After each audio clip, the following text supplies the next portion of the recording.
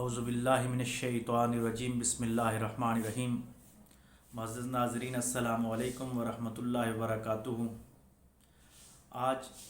مختصر گفتگو میں ہم حضور نبی کریم صلی اللہ علیہ وآلہ وسلم کے تربیت یافتہ دین اسلام میں آپ کے پہلے ساتھی اور حضور علیہ الصلوۃ والسلام کے بعد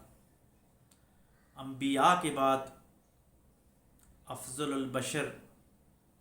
خلیفہ اول خلیفۃ بلا فصل حضرت ابو بکر صدیق رضی اللہ تعالی عنہ کی سیرت کے حوالے سے کچھ گفتگو کرنے کی کوشش کریں گے۔ حضرت ابو بکر صدیق رضی اللہ تعالی عنہ کو اللہ تبارک و تعالی نے وہ مقام عطا فرمایا کہ یہ ازل سے ہی حضور علیہ الصلوۃ والسلام کے خلیفہ منتخب ہوئے، اور یہ وہ پہلی شخصیت ہیں جنہوں نے حضور علیہ الصلوۃ والسلام سے بلا کسی دلیل کے اور بغیر کسی بات کیے ایک خواب کی روشنی میں آ کے اسلام قبول کر لیا۔ یعنی ان کو پہلے اشارہ ہو گیا شام میں کہ آپ کے جو ساتھی ہیں وہ نبوت کا اعلان کرنے والے ہیں، اور آپ ان کے ساتھی ازل سے ہی مقرر ہو گئے ہیں۔ آپ کا نام جو تھا وہ اسلام سے پہلے عبد الکعبہ نام تھا، اور حضور علیہ الصلوۃ والسلام نے آپ کا نام عبداللہ رکھا۔ اسی طرح ابو بکر آپ کی کنیت تھی، اور صدیق آپ کا لقب تھا، اور عتیق بھی آپ کا لقب تھا۔ یہ وہ ہستی ہیں کہ حضور علیہ الصلوۃ والسلام کے ساتھ سب سے زیادہ جس بندے کو ظاہری طور پر اور باطنی طور پر اس کائنات کے اندر صحبت حاصل کرنے کا یعنی کمپنی میں رہنے کا شرف حاصل ہوا، وہ ابو بکر صدیق رضی اللہ تعالیٰ عنہ ہے۔ آپ نے اپنی زندگی کے ماہ و سال جتنے بھی لمحے تھے حضور علیہ الصلوۃ والسلام کی مشن میں لگائے، اور حضور علیہ الصلوۃ والسلام کی صحبت میں لگائے، اور ایک سے زائد مرتبہ آپ کی زندگی میں ایسے مقام آئے کہ آپ نے اپنے گھر کا سارا مال و متاع جو ہے وہ حضور علیہ الصلوۃ والسلام کی قدموں میں نچھاور کر دیا۔ اور اسلام کی تاریخ میں سب سے جو اہم اور روشن باب ہے وہ ہجرت مدینہ ہے۔ یعنی مدینہ کی طرف جب مسلمانوں نے ہجرت کی، پیغمبر علیہ الصلوۃ والسلام نے ہجرت کی، تو حقیقت میں اسلام کا ٹرننگ پوائنٹ وہ ہجرت ہی تھی، اور اس میں سب سے زیادہ اگر کوئی آدمی سہولت کار تھا پیغمبر علیہ الصلوۃ والسلام کا تو حضرت ابو بکر صدیق رضی اللہ تعالیٰ عنہ کی ذات تھی۔ آپ نے حضور علیہ الصلوۃ والسلام کے مدینے جانے کے انتظام کے لیے سواریوں کا اہتمام بھی کیا، اپنے خفیہ کارندوں کو مکہ میں چھوڑا جو جاسوسی کر کے حضور علیہ الصلوۃ والسلام کو لمحہ لمحہ خبر بھی دیتے تھے، اور حضور علیہ الصلوۃ والسلام کو اپنے کندھوں پہ اٹھا کے غار ثور تک لے گئے، اور وہاں حضور علیہ الصلوۃ والسلام کی محبت میں ایک ایسی تاریخ رقم کر دی کہ کائنات کا ہر انسان، ہر صحابی رش کرتا ہے، اور سب صحابہ کہتے تھے کہ غار ثور میں جو حضرت ابو بکر صدیق نے حضور علیہ الصلوۃ والسلام سے فیضان لیا وہ کسی اور کے نصیب میں نہیں آیا، بلکہ صحابہ کرام تو یہ کہتے تھے کہ ہماری زندگی کی ساری عبادت لیجیے، سب کچھ لے لیجیے، وہ غار ثور کے چند لمحوں کی عنایات ہمیں عطا کر دیجیے۔ وہاں سے پھر مدینے تک کا سفر، اور اس سارے سفر میں حضرت ابو بکر صدیق رضی اللہ تعالیٰ عنہ کے ساتھ 40,000 درہم تھے۔ 40,000 درہم تھے جو حضور علیہ الصلوۃ والسلام کی سفر میں آپ علیہ الصلوۃ والسلام کی سہولت کاری میں وہ استعمال کیے، جس میں جاسوسوں کا نظام، کھانے پینے کا انتظام، ٹریولنگ کا سارا انتظام یہ حضرت ابو بکر صدیق رضی اللہ تعالیٰ عنہ کے ذمہ تھا۔ اور جب مدینہ میں پہنچتے ہیں تو صرف 5,000 درہم رہ جاتے ہیں۔ 35,000 درہم جو ہے انہوں نے حضور علیہ الصلوۃ والسلام کی زندگی میں مکے سے لے کے مدینے تک اس سہولت کاری میں اللہ کی بارگاہ میں قربان کیے۔ اور قرآن مجید میں ثانی اثنین یعنی وہ غار والے واقعے کو قرآن مجید نے خوبصورت اسلوب کے ساتھ نقل کیا، اور ان کا ذکر قرآن مجید میں آ گیا۔ اور حضور نبی کریم صلی اللہ علیہ وآلہ وسلم کی مشن کے ساتھ آپ کو اتنی زیادہ محبت تھی کہ آپ نے بہت زیادہ غلاموں کو آزاد کیا، اور خاص کر کے جو لوگ بھی اسلام قبول کرتے تو ان کو سب سے پہلے اگر آزاد کرواتا اس غلام کو تو حضرت ابوبکر صدیق یا حضرت عثمان کی یہ شان تھی کہ یہ دونوں غلاموں کو آزاد کروا دیا کرتے تھے۔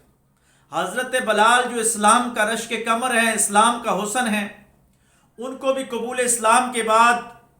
حضرت ابوبکر صدیق رضی اللہ تعالیٰ عنہ نے آزاد کروایا، اور حضور علیہ الصلوۃ والسلام کی بارگاہ میں جب آزاد کروا کے لے کے آئے تو حضور علیہ الصلوۃ والسلام نے فرمایا کہ صدیق آپ نے کیا خوبصورت سودا کیا ہے، مجھے بھی اس سودے میں شمار کر لیں، شامل کر لیں۔ اور پھر حضور علیہ الصلوۃ والسلام نے حضرت ابوبکر صدیق رضی اللہ تعالیٰ عنہ کو یہ شان عطا فرمائی کہ آقا علیہ الصلوۃ والسلام نے اپنی زندگی میں اپنے مصلی امامت پر، یعنی مسلمانوں کی نماز کا امام جس بندے کو مقرر کیا وہ حضرت ابوبکر صدیق رضی اللہ تعالیٰ عنہ کی ذات تھی۔ نماز جو ظاہری اور باطنی امامت کا ایک مظہر ہوتی ہے، تعلیمات نبوی سے یہ ثابت ہے کہ مسلمانوں کا امام وہی ہوتا ہے۔ اسلام، قرآن اور حدیث کا یہ نچوڑ ہے کہ مسلمانوں کا امام وہی ہوتا ہے جو نماز میں آگے ہو جائے، کیونکہ نماز میں سب سے بہترین انسان کو آگے کیا جاتا ہے کہ وہ امامت کروائے۔ تو حضور علیہ الصلوۃ والسلام نے اپنی حیاتی میں حضرت ابوبکر صدیق رضی اللہ تعالیٰ عنہ کو مسلمانوں کا امام مقرر کیا، اور آپ نے کم و پیش 18 نمازیں حضور علیہ الصلوۃ والسلام کی حیات مبارکہ میں مسلمانوں کی امامت فرمائی اور ادا فرمائی۔ اور پھر تاریخ نے وہ دور دیکھا کہ حضرت ابوبکر صدیق رضی اللہ تعالیٰ عنہ نے کس طرح مسلمانوں کی اس اسلامی فلاحی ریاست کو استحکام بخشا کہ ایک مختصر عرصہ تھا۔ اگر آپ اس ٹائم کو دیکھیں تو کائنات کے اندر اگر کسی پہ لیڈرشپ کے حوالے سے جتنی آزمائشیں آ سکتی ہیں تو وہ سب آزمائشیں حضرت ابوبکر صدیق رضی اللہ تعالیٰ عنہ پہ آئی، لیکن آپ نے حضور علیہ الصلوۃ والسلام کے جتنے بھی فیصلے تھے من و عین ان سب کو منوایا اور ان کو اسی طریقے کے ساتھ امپلیمنٹ کیا ریاست کے اندر، معاشرے کے اندر۔ وہ اسامہ بن زید والا لشکر ہو، وہ منکرین زکوٰۃ کے خلاف جہاد ہو، منکرین نبوت کے خلاف جہاد ہو، باغیوں کی سرکوبی ہو، یا مسلمانوں کے اندر اگر انتظامی امور میں کوئی کمی کوتاہی ہو، تو سب معاملات میں حضرت ابوبکر صدیق رضی اللہ تعالیٰ عنہ نے بیک وقت اپنی قائدانہ صلاحیتوں کا لوہا منوایا اور سب جتنے بھی معاملات تھے سب کو اٹینشن دی، اور یہ ثابت کیا کہ پیغمبر علیہ الصلوۃ والسلام کے بعد مسلمانوں کا اگر کوئی امیر بننے کے لائق تھا تو وہ ابوبکر صدیق رضی اللہ تعالیٰ عنہ کی زندگی تھی، آپ کی شخصیت تھی۔ اور حضور علیہ الصلوۃ والسلام کے جتنے بھی صحابہ تھے سب امامت کے لائق تھے۔ حضرت علی بھی امامت کے لائق، حضرت عثمان بھی امامت کے لائق، حضرت عمر بھی امامت کے لائق، لیکن ان سب کی امامت کی جو لائق ہستی تھی وہ حضرت ابوبکر صدیق رضی اللہ تعالیٰ عنہ کی ہستی تھی۔ اور وہ کتنے خوش قسمت انسان تھے اور کتنے عظیم انسان تھے کہ جن کے مشیروں میں حضرت علی، حضرت عثمان، حضرت عمر فاروق جیسے جلیل القدر صحابہ تھے، عشرہ مبشرہ اور بدری صحابہ جن کو اپنا امیر مانتے تھے۔ حضرت علی نے جس شخصیت پہ بیعت کی، جس کے ہاتھوں پہ بیعت کی، وہ کتنا عظیم الشان انسان ہوا ہوگا۔ اقبال نے تو صدیق اکبر رضی اللہ تعالیٰ عنہ کی زندگی کا سارا نچوڑ یوں ہی بیان کر دیا کہ پروانے کو چراغ ہے تو بلبل کو پھول بس، صدیق کے لیے خدا کا رسول بس۔ حضرت ابوبکر صدیق اسلامی دنیا کا ایک روشن، دمکتا چمکتا ستارہ اور مہتاب ہیں۔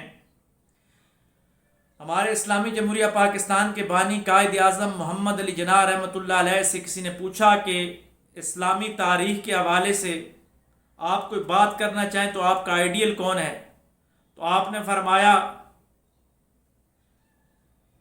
کہ اسلامی تاریخ کے اندر مجھے جو سب سے لیڈرشپ کے حوالے سے حضور علیہ الصلوۃ والسلام کے بعد جو ہستی نظر آتی ہے وہ حضرت ابو بکر صدیق رضی اللہ تعالیٰ عنہ کی ہستی ہے کہ انہوں نے انتہائی مشکل حالات میں اہم فیصلے کر کے